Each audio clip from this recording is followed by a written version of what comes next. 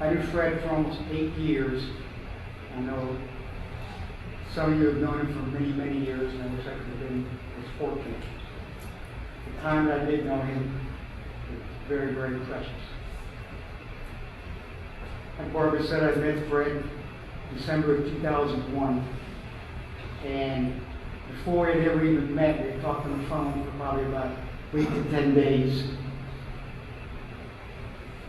and exchanged emails.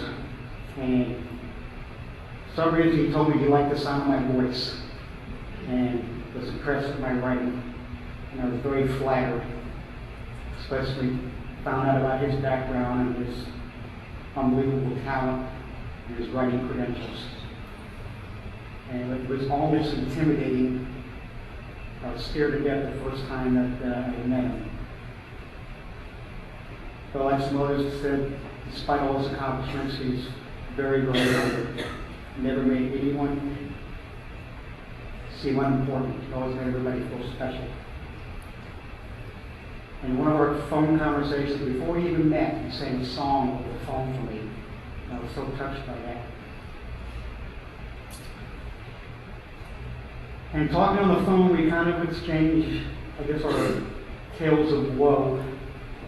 So I knew Fred had lost his partner for 23 years in 1993. And I lost my partner earlier that year.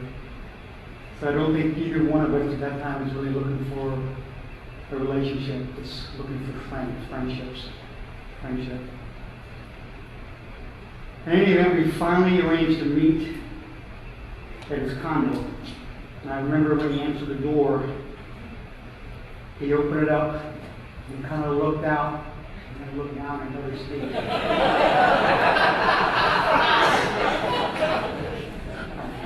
Don't think I was what he was expecting.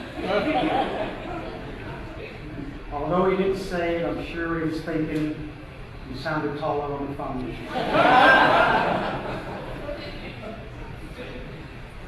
Still, even though I didn't seem to be his type, if you will, we went out. Our first date, we had lunch at the Sea Watch, and then we did a Harry Potter movie. I love Harry Potter. I had every Harry Potter book, every Harry Potter movie. And like Barbara was saying, we seem to have very little in common. He was an expert, as you know, in classical and opera and Broadway music. And I was born in the 60s rock and roll. I love watching sports. His only interest in sports was checking out the cute guys.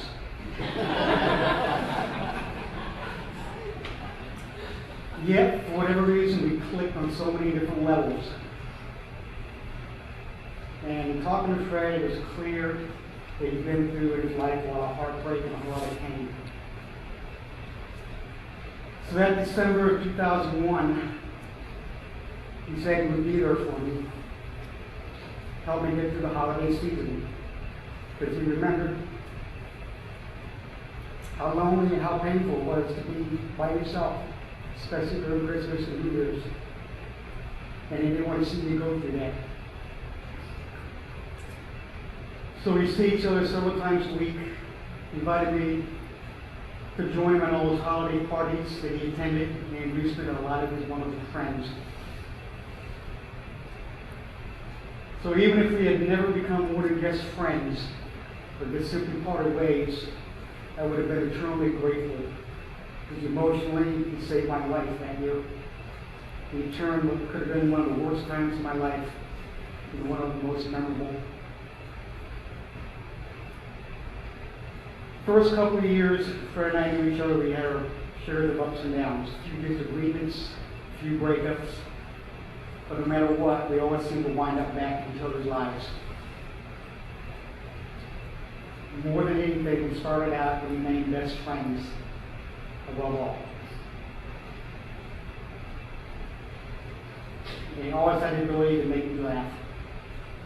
I used to attend his weekly lectures at FAU, and he was surprised I would take the time to do that every single week. Jokingly accused me of stalking him until he finally gave in.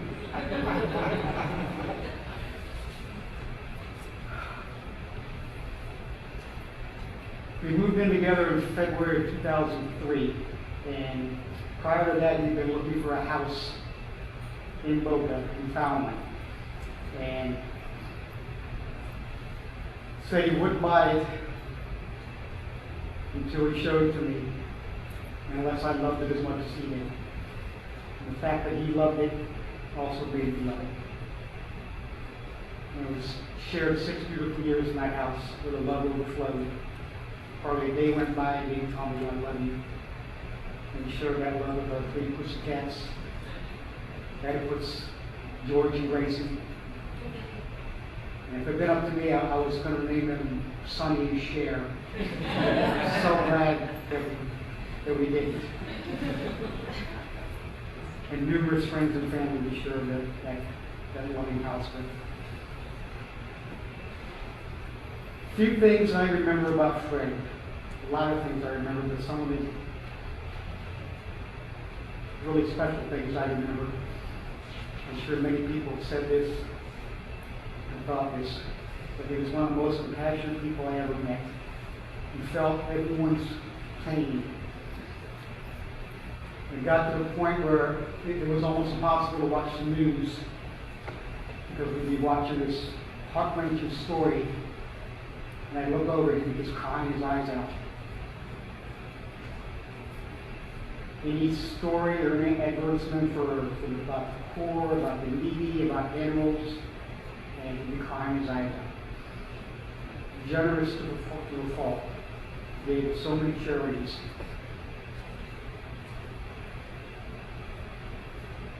Even people that were collecting at traffic lights, he would give them money. He believed that everything he gave came back to you in one way or another. His humor, and everyone knows about his humor. The man with 1,000 stories and even more jokes. And no one told him with more joy and zeal than Fred. Wickedly funny. Sometimes I would listen to the next room to some of his lessons, and they were like theatrical productions. His talent for taking a well-known song and changing the lyrics in his own clever, colorful way was amazing. You know what I'm talking about. Fairy tales can come true. You guys know the rest.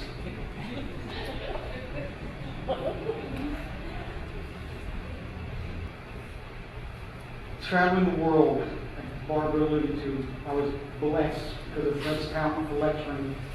We were able to do quite a few cruises and see a good chunk of the world. And we did a lot of traveling and a lot of stories to share. And the important part of that was sharing. So I remember Fred telling me how he had once visited Florence, Italy years ago, and how beautiful it was, and how he cried his eyes out because he wasn't there to share with someone that he loved. I'm grateful we had that opportunity. And I'm going to miss just the simple things, just being together, sharing meals and watching TV and going shopping and going to the movies, just everyday things.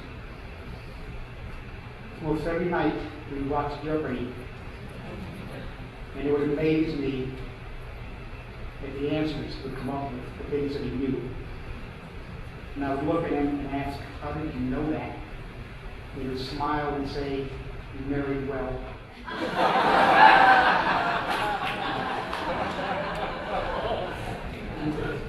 Indeed I did. Even the last week he was in the hospital, we played Scrabble. And of course he trounced me, kicked my butt. But even then, he offered to give me some of his premium letters with that little twinkle in his eye. It was a wonderful 8 years and I'll always cherish. He made me so many things. He made me smile. He made me laugh. He made me cry. He made me more compassionate. He made me smarter. But mostly, he made me happy. Thank you.